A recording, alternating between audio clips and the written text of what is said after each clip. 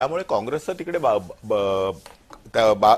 ताकद असणं याच्यामध्ये नवलते काय, पण तेवढं असताना सुद्धा अवधूतची ताजी बातमी येते। मी पटकन मुंबईवर आपल्याला या चर्चेसाठी आणेन। आता पटकन आधी प्रणिता आपण बोलणार आहोत। अकोल्यात भाजपचे सागर शेगोगात हे पराभूत झालेले आहे।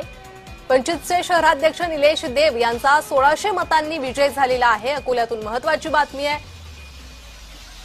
जोगेश्वरीत रवींद्र वायकरांची मुलगी दीप्ती वायकर पराभूत झालेल्या आहेत। जोगेश्वरीत रवींद्र वायकरांची मुलगी दीप्ती वायकर या निवडणुकीच्या रिंगणात होत्या, मात्र त्यांना धक्का, त्या पराभूत झालेल्या आहे। महत्त्वाची बातमी, जोगेश्वरीत रवींद्र वायकरांना हा धक्का आहे। मुलगी दीप्ती वायकर या पराभूत झालेल्या आहेत जोगेश्वरीत, त्यामुळे रवींद्र वायकरांना हा धक्का।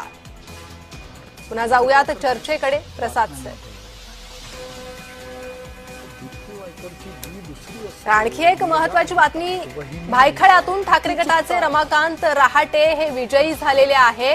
पनवेल प्रभाग क्रमांक 7 मधून भाजपचे 4ही उमेदवार विजयी झालेले आहेत। भायखळ्यातून ठाकरे गटाचे रमाकांत रहाटे विजयी झालेले आहेत।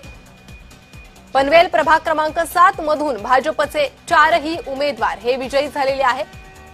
तर भायखळ्यातून ठाकरे गटाला आनंदाची बातमी आहे, रमाकांत रहाटे हे विजयी झालेले आहे। पनवेल प्रभाग क्रमांक 7 मधून ते भाजपचे, माफ करा, ठाकरे गटाचे उमेदवार होते, तर भायखळ्यातून ठाकरे गटाचे रमाकांत रहाटे हे विजयी झालेले आहेत। तर तिकडे पनवेल प्रभाग क्रमांक 7 मधून भाजपचे 4ही उमेदवार हे विजयी झालेले आहेत।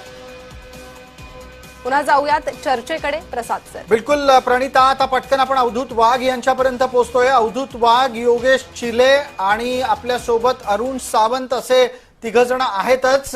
याच जोडीला आपल्या सोबत चर्चेमध्ये बालाजी गाडे पाटील आलेले आहेत। काँग्रेसकडून बालाजी गाडे पाटील, योगेश चिले मनसेकडून, अवधूत वाघ भाजपाकडून, अरुण सावंत हे शिवसेनेकडून आणि प्रवीण पुरो हे आमच्याकडून म्हणजे पत्रकारांकडून आहेत। आपण सगळ्यांचं चर्चेमध्ये